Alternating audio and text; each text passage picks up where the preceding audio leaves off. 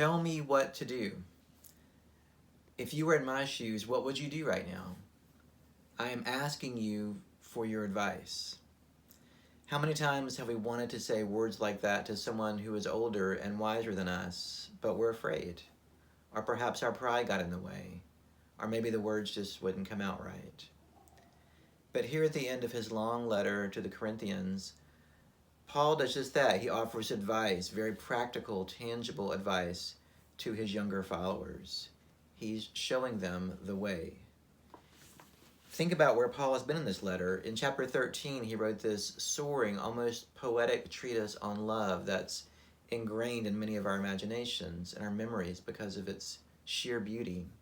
Or chapter 15, his discussion about the resurrection and how Christ's resurrection guarantees our resurrection. I love stuff like that. I love theology for its mystery and its beauty and its poetry and its abstractness at times. But there are times when we need a bit more, right?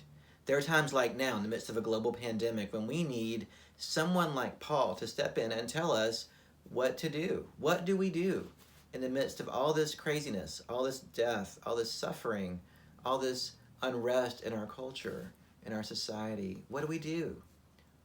Well, in chapter 16, Paul says, be on your guard, stand firm in the faith, be courageous, be strong, do everything in love.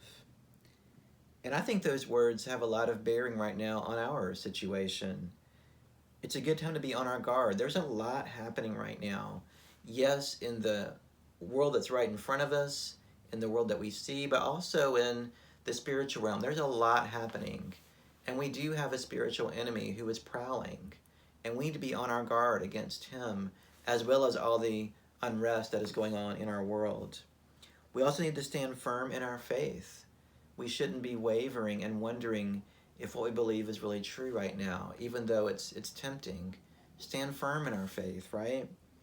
Be courageous. I love the word courageous because the root word of courageous is the word core for heart. Live from your heart. Be who you are. It takes courage to live out of who you really are, to be the person God made you to be. That is true courage, to live out of your truest and deepest self. Be strong. Do everything in love. Whatever you do, do it in love. Love right now covers a multitude of sins. Love will see us through this crazy time we're in right now that will end sometime.